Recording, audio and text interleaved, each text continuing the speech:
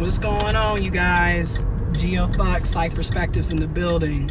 And you know what we're talking about today? White supremacy, patriarchy, racism, mass shootings, gun violence. That's what we're going to talk about today, because it's really ridiculous how, especially in the United States of America, you can just have back-to-back mass shootings. You can have 2 to 3 mass shootings on any given weekend, and at any given time of the day, you can potentially be a victim of, gun violence. And you can be a victim simply because you're a person of color and a white man doesn't agree with your race or your ethnicity, your culture, your heritage, your religious or spirituality beliefs, ideas. Or you could just be a kid going to a garlic festival with your family, getting ready to start first grade and be gunned down by a white guy. Like, you never know when these acts of terrorism are going to take place on American soil. And yes, there's a lot of domestic terrorism on the American soil. And keep in mind, none of this is new.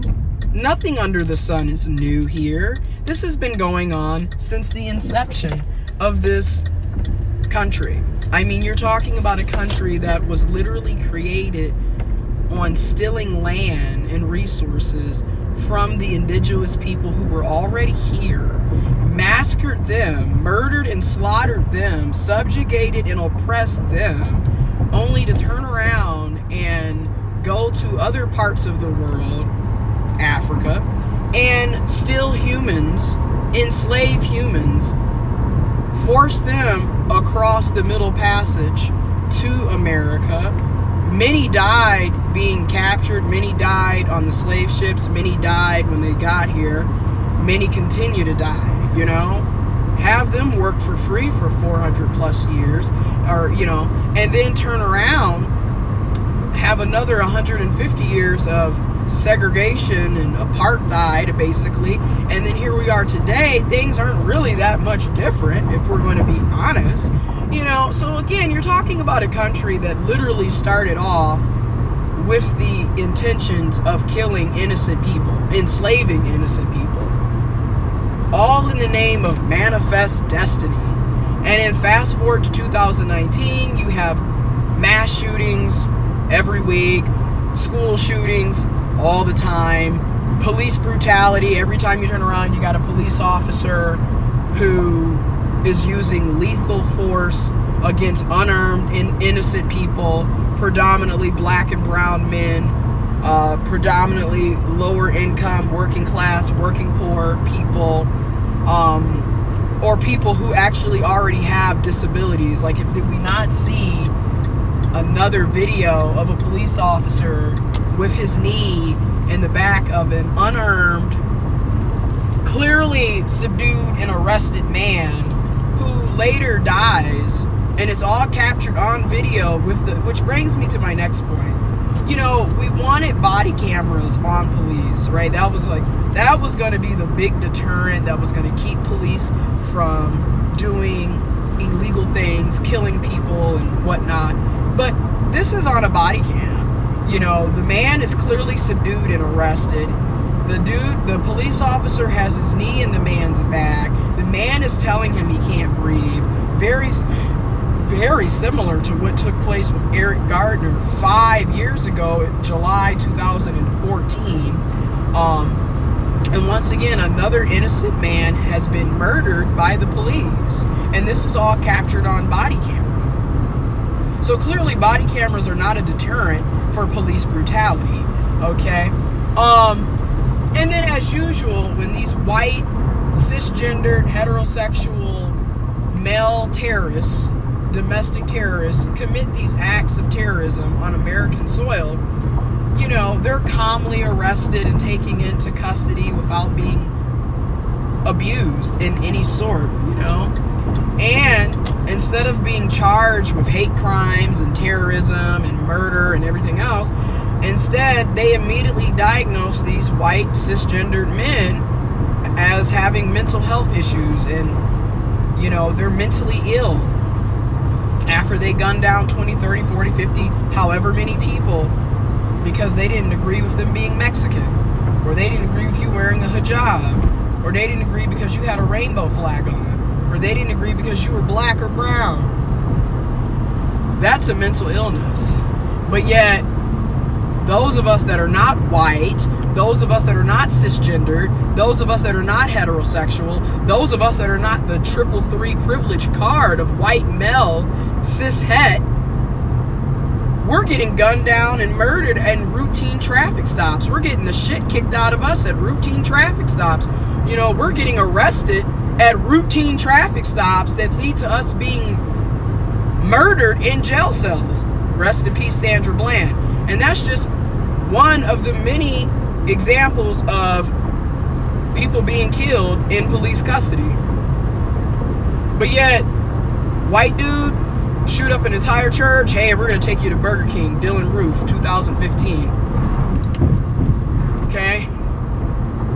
And then we want to talk about, you know, gun control. Now, I'm going to say it. I support gun control. I have a CPL. I go shooting with my uncle.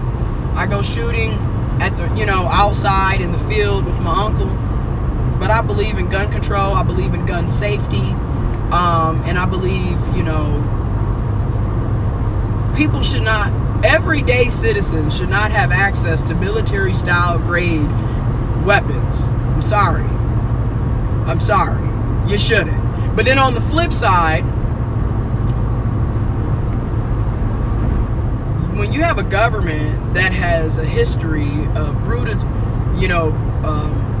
brutally killing off and harassing and inflicting fear and danger and harm to its people, which this country has a long history of doing that, not only to its own citizens but to everybody else in the world, it's almost like, you know what, yeah, we need gun control, but I also see why a lot of people want to have access to military style weapons, because we don't know what we're going up against with our own government.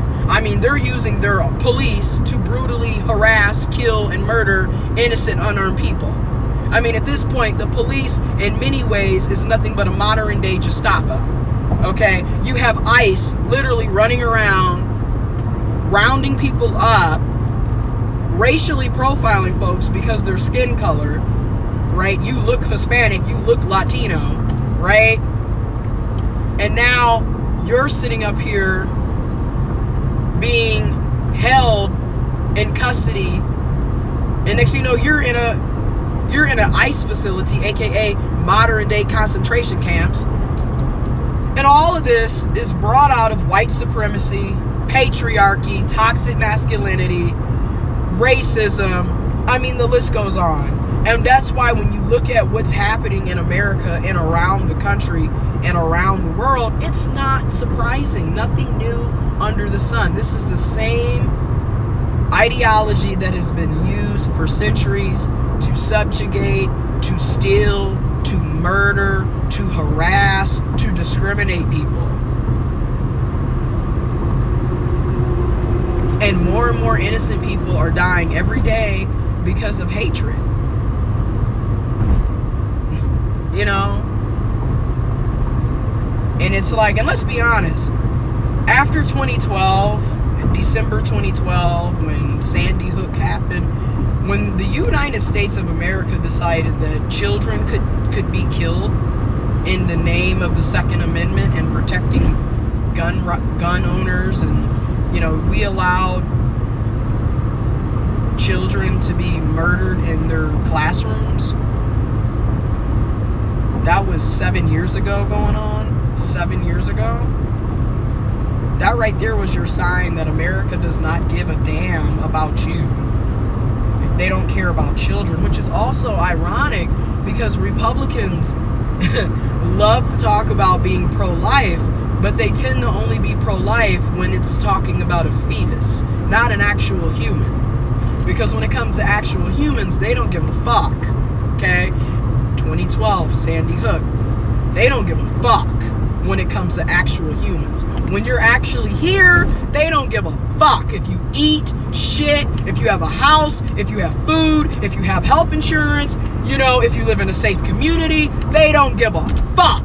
So that right there, I don't want to hear Republicans talking about pro-life. I don't want to hear pro-life shit.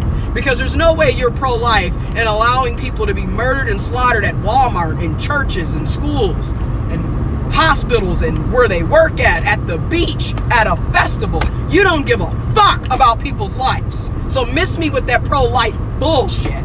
Your ass is pro-white. You're pro-racist. You're pro-white supremacist. You're pro-cisgender. That's what you are. Okay? You're a fucking bigot hiding behind pro-life. But anyways, I digress. The point is, welcome to America with 3 Ks.